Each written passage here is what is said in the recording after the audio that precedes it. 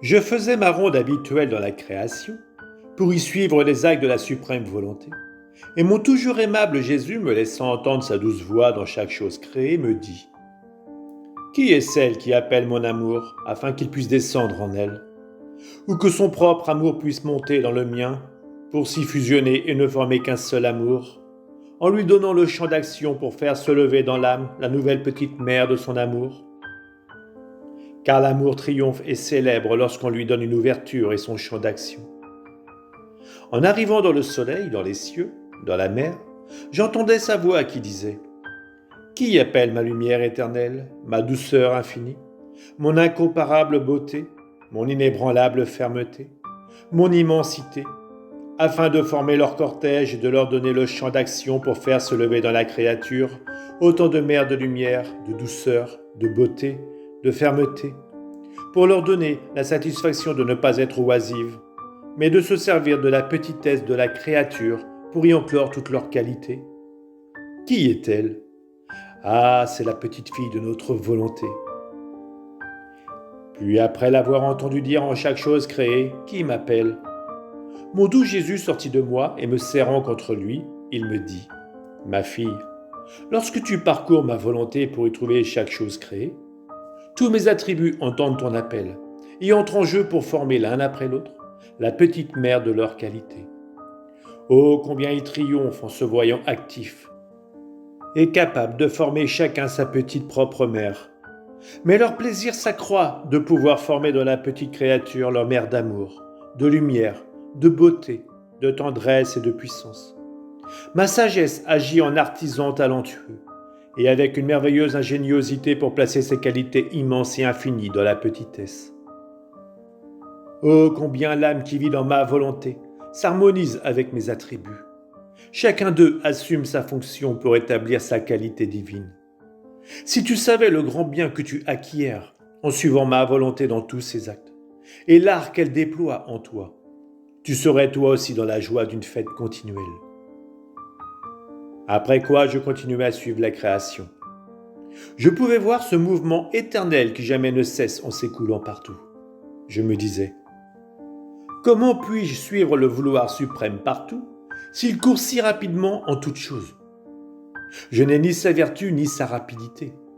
Par conséquent, je dois rester derrière son pouvoir suivre son murmure éternel en toutes choses. Mais mon doux Jésus se manifesta alors en moi et me dit « Ma fille, toutes les choses ont un mouvement continu, parce que sorties d'un être suprême qui contient un mouvement plein de vie, toutes les choses sorties de Dieu devaient en conséquence posséder un mouvement vital qui jamais ne cesse. Et s'il cesse, cela signifie que la vie s'arrête. Tu as toi-même en toi un murmure, un mouvement continuel. De plus, la divinité, en créant la créature, lui a donné une ressemblance aux trois personnes divines. Elle a placé en elle trois mouvements qui devaient murmurer continuellement pour s'unir à ce mouvement et à ce murmure continuel d'amour de leur créature, et ce sont le mouvement des battements de cœur qui jamais ne cesse, le sang qui circule sans jamais s'arrêter, la respiration du souffle qui jamais n'arrête, et cela dans le corps. Dans l'âme, il existe trois autres mouvements de plus qui murmurent continuellement, l'intellect, la mémoire et la volonté. Par conséquent, tout est en lien avec le mouvement de votre Créateur, afin de murmurer de concert avec son mouvement éternel.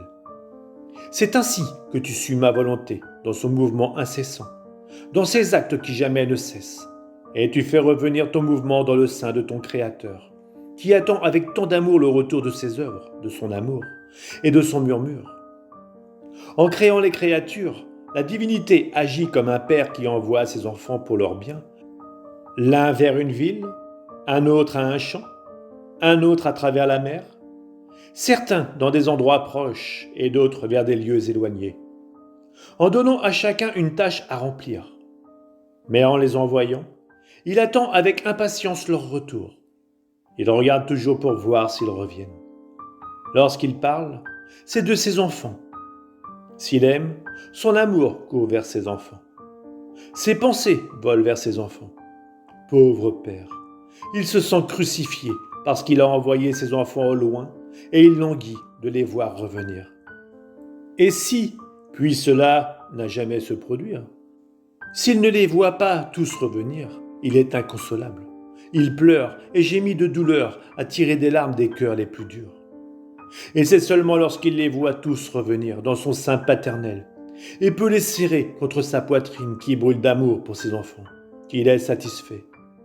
Oh, combien notre Père céleste, plus qu'un père, soupire, brûle, délire pour ses enfants, parce qu'il les a sortis de son sein et qu'il attend leur retour pour les serrer dans ses bras.